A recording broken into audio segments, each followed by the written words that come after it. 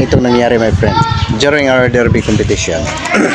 Pickaxe, just last ano ba yun, ano tayo ngayon, Monday, no? Friday, last Friday lang, 21 yata, 21. Sa trumpet saga, sa trumpet sa 123. oh, Friday 21, oh,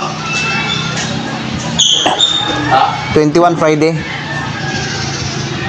23 ta karon, Monday 22 21 20. Oh. Thank you. Friday, yes, Friday. Yung Pickaxe Derby competition at GMB Cockpit. Bunog ba? Bunog strategy. Ito nangyari. Sabi ng ano ko, yung katabi ko, yung mayaman kasi yung katabi ko. Sabi niya, bumili ka ng magandang magandang mga manok. Yung mga ano yun eh. Yung manok mo, yung pangalawa, talo kasi yung pangalawa ko eh. Yung pangalawa, ano yun? Ano ba yung Bisaya sa inyo? Yun bang local yun? Local yung manok mo. Eh, sabi ko sa kanya, galing yun ka Big Boy Habilosa. Sabi niya eh. Sino? Galing yun ka Habilosa, sabi niya. Sino? Si Big Boy? Oo. Yung sa morning. Sabi niya, ayaw kong maniwala ka Big Boy yun. Kasama kami ni Big Boy. Kaya kanina lang. Kita ko naman sumama, nandyan si Big Boy.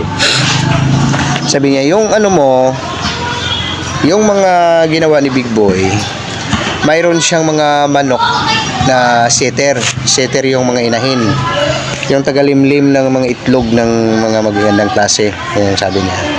Tapos yung itlog niyan, yun ang ipinamimigay ni Big Boy Habilosa.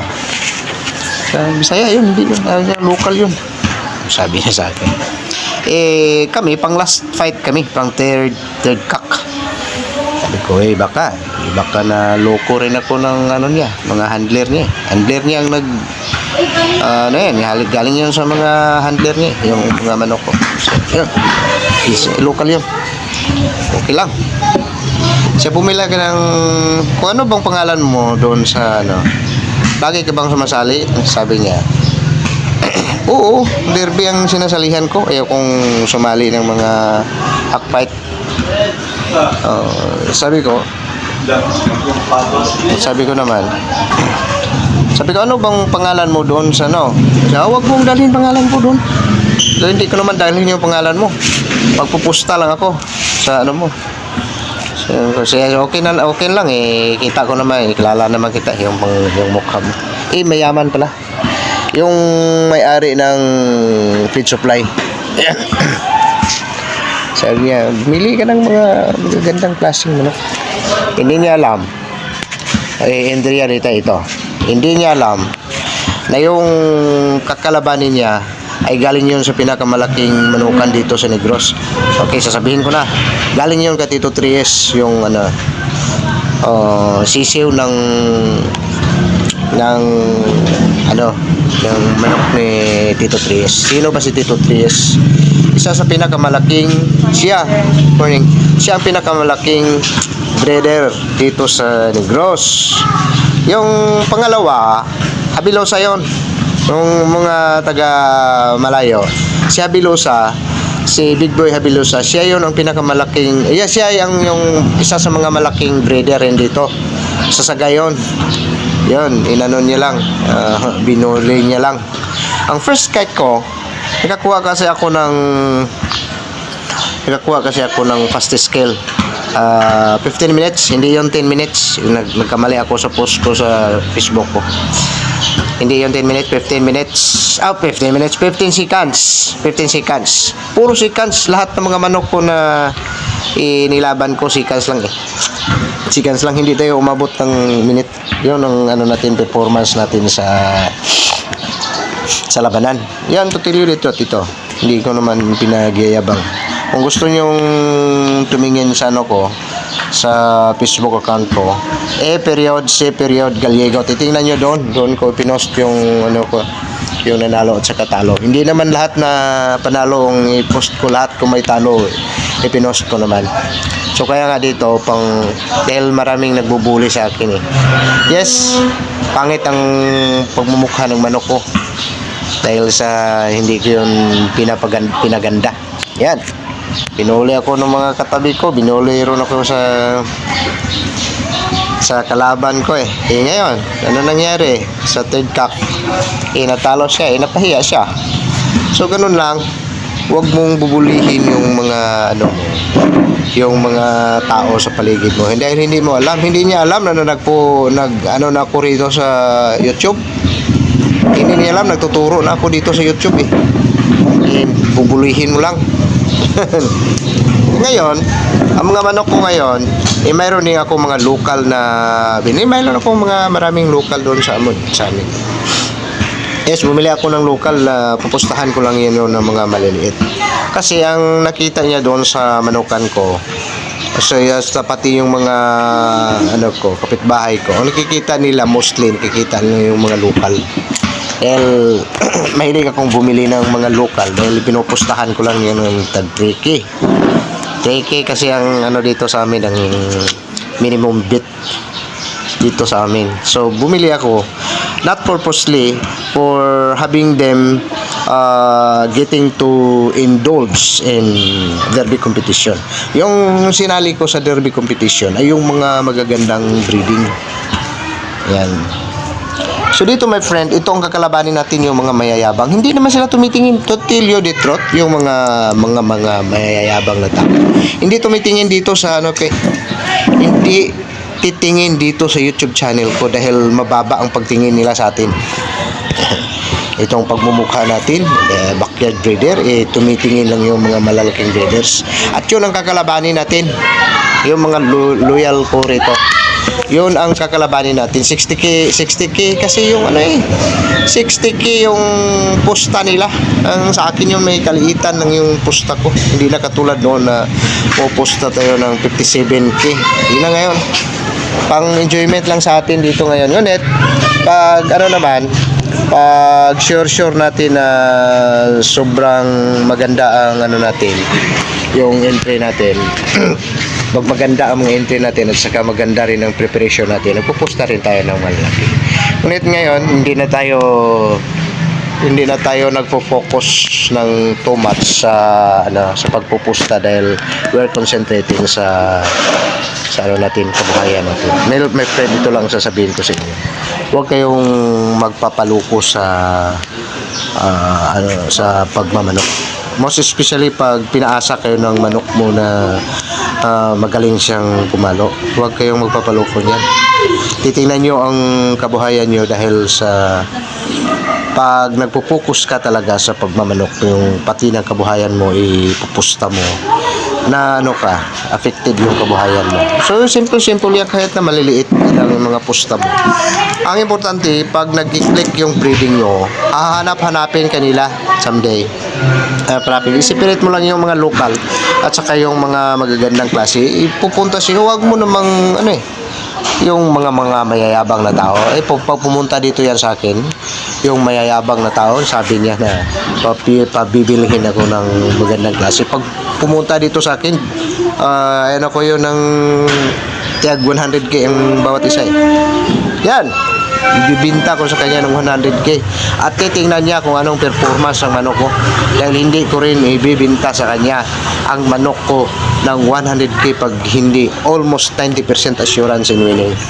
Ito makikita natin yung mga performance sa manok na almost 90%, wala namang 100% 90% assurance to win yung ibibinta ko sa kanya upang babalik-balikan niya ako kung gusto niya. Basta't mga mayayabang. Ngunit yung mga friend natin, binibigay ko lang yan sa kanila. Binibigay ko lang sa kanila yung mga friend natin. Basta't mayayabang ka, pupunta ka dito sa ko someday. Dahil sa balak natin na someday, sana kung maabot pa. Kung hindi, walang kaso. So pag maabot ko pa yung pag lalaki yung breeding natin. To tell you the truth, at this time medyo may kaliitan ang ano natin. Ay, backyard lang tayo. Ngunit 70 plus na mga ready to fight, tag 3 years ang iba, 1 year, yan. Pinakamababa yung mga ano na, mga stag na yung binigay natin. 70 pieces yung ibinigay ko sa mga friend ko. Ayan. So kaya nga ngayon, naubos ang manok natin dahil sa hintutan na sayo sa pagmamanok. So lang hindi pwede dahil sa yun ang kahiligan natin. Yun ang enjoyment natin sa pagmamanok. So dito, out of 3, sa recent competition natin, out of 3 takeups, 2 wins tayo. Muntik tayong naka-champion. Nakalabas lang manok nila bago napatay. So yan. Seconds lang din. Dahil pag binigyan nila ako ng chance, pag hindi nila napatay ang manok ko in 1 minute, tapos la sa akin. Yung iba nakakuha ng mga longest kill. Basta't nakaabot ng longest kill ang gapper na hindi napilayan ang manok, hindi naputol yung tari. Yun ang mga gapper na hindi maganda. Basta't nakakuha ng longest kill. Basta tulang diferensya ang manok, hindi napilayan, hindi naputol ang tari. Dahil kung minsan nakita mo mga parang okay lang ang tari, ngunit in a the real way, ang sekreto niyan sa dulo niya, naputol yan ng kunti basta't hindi maganda ang tari. So dito, kaya nga dito, you have to make sure na maganda rin ang quality ng iyong tari. Huwag kayong basta lang bumili ng tari na sa online o saan kayo bumibili na hindi mo alam kung sino ang tagagawa niyan. Dahil yan, kahit gaano man kaganda yun, pag naputol yun, wala yun. Wala ka, kawawa ka. So yun lang. So my friend, next time ang pag-usapan natin ay ang tari na naman. Pag-usapan natin ng mga quality na tari. Kung ano ang quality ng mga tari na dapat, ano ang form ng mga tari na dapat mong aangkinin, yung tari na maganda ang ibibigay sa iyo ng performance ng manok mo, pagsasabihan natin dito. Ay, marami tayong pag-usapan dito sa pagmamahal. So dito, habang patuloy kayo sa pagpapanood dito sa channel natin, marami kayong malalaman. Ang nagbubuli sa atin, mababa sa ating pagkatao, yung mga tao na hindi tumitingin dito. Dahil pag nakatingin kayo dito sa channel ko, sasabihin mo na, mayroon kang utak. Kung wala ka ring utak, mababain mo lang rin itong friend mo. Bababa rin ang tingin mo. Dito sa dito sa amin dito, mga 8 years before, kilala na tayo dito sa GMB Cockpit sa Escalante. Ang makakaalam lang noon, dahil ang kalaban natin before ay yun ang may-ari ng sabungan. Sila na lagi ang kumakalaban sa atin. Yung marami pa tayong pera. Dahil na yung pera nila, dahil minsan na pa sila doon pa sa Bisaya pa, biya sila, naging sa wala tayo sa sa meron. Dahil in reality, kung minsan yung mga yung mga owner ng kanilang manok nagpupusta lang ng 10K lang. Sa atin nagpupusta ako ng 25 dito lang sa GMB. So kaya nga doon sa Sangayri naman, pinakamataas na pusta ko ay 57K. So kaya nga dito, yung kumakalaban sa atin, yung may owner ang owner ng GMB Cockpit Arena, si Ang Iyon. Ayan. So noon, kaya nga kilala ako dito 8 years gone by. So yung mga baguhan, yung maliit ang pagtingin nila sa atin. Kaya nga yung mga tunay na kilala sa atin, nagpoposta yun ng malaki sa manok natin. Dahil alam nila na hindi natin nilalaban yung mga manok natin na pag akala ko na dihado. So ngunit, basta't maliit ang pusta ko noon, it only means na yung manok ko ay yan. Mga local lang yun, binili ko lang yun sa tabi-tabi. Dito mostly sa mga breeding natin ngayon ay binili ko lang sa tabi-tabi. Kukunti pa lang ang mga good breeding natin. Sobrang kunti. Morning. Sobrang kunti ang breeding natin. So kung sobrang kunti ang ano natin, sobrang kunti ang manok natin ngayon. So kaya nga sorry mayroong pasaway dito eh. Okay, so kukunti ang breeding natin dito ngayon. Kaya nga nawala tayo sa focus dito eh. Okay, next time lang tayo mag-uusap. Have a blessed day, my friend. So, bago natin pala tatapusin yung ano natin, yung vlog natin today, magsa-shout out muna ako sa the following students of ours at saka sa ano nila sa YouTube channel. Anong YouTube channel mo? Sir, Stravilleros. Tanaw. Ano? Stravilleros. Okay, shout out pala. Sinong pangalan mo? Isra, sir. Isra. Villaros. Ikaw. GR Renon. Warren Stay Back. Hindi mo tingin na. Okay. So, yung mga ano natin, yung mga sympathizers natin. Okay. Have a blessed day, my friend.